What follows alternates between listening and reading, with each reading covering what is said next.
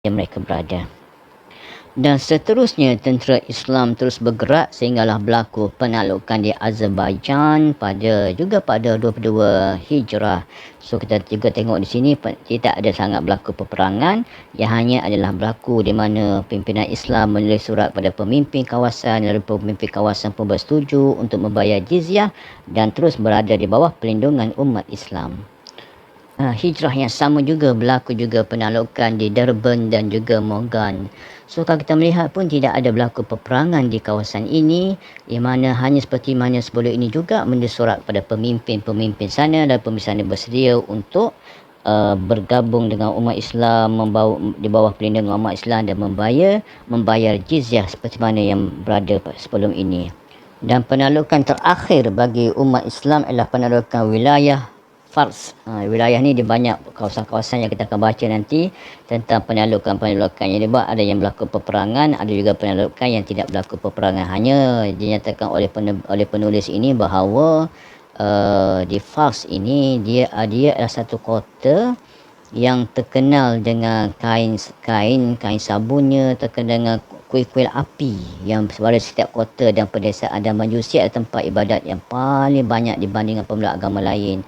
So tempat ini tempat yang kuil api lah. So dia kata kuil api ni ada di Jarrah, dibangun oleh Dara bin Dara. Di kuil ini juga orang majusi bersumpah setia pada agama mereka. Ada juga kuil api dekat Danau Jur yang bernama Barin. Orang yang telah membaca manuskrip dalam bahasa Pahlavi menyebutkan bahawa kuil ini dibangunkan dengan biaya yang sangat besar, iaitu 1 juta dirham. Wow, besar kan? Dan kuil api yang berada di Gerbang Sabuk ini juga disebut dengan berbagai jenis nama lah. So kita melihat bahawa memang keseluruhan Iran ini adalah keseluruhan penaklukan agama Majusi yang begitu hebat.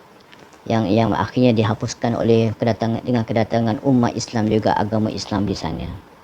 Dan dinyatakan dalam wilayah Fars ini terdapat juga penaklukan Tawaz.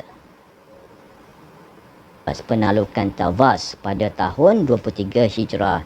So kalau kita baca sini, pasukan Basrah bergerak menuju Fars untuk ditugaskan sebagai komandan ataupun pemimpin wilayah Fars lah. Sariyah, ni ada kisah berkaitan dengan Sariyah yang memang terkenal dalam cerita di dalam sejarah Islam ni, berkaitan Sariyah juga Sayyidina Umar ni. Kita akan baca yang bagaimana. Sariyah bin Zunaim dan pasukan lain dikirimkan bersama mereka untuk wilayah selain Fars. Wilayah Fars ni berkumpul di Tawaz. Pasukan Basrah tidak menghadapi pasukan Fars secara langsung, tapi setiap komandan dan pasukan pergi ke wilayah dengan tugas masing-masing lah.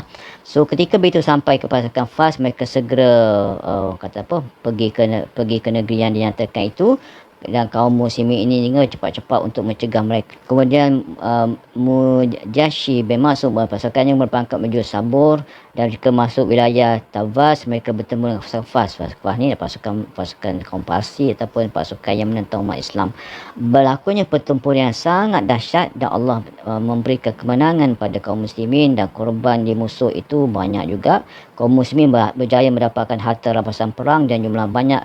Dan ini antara pertempuran yang kedua dan juga berlaku pertempuran yang terakhir. Perang pertama terjadi ketika kaum muslimin dipimpin oleh Al-A'la dalam perang Tawus.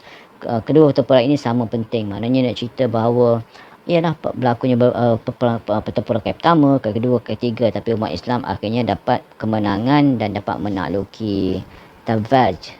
Ini berlaku pada tahun 23 Hijrah. Yang sebelum ini kita cerita tahun 22, ini sekarang 23. Dan seterusnya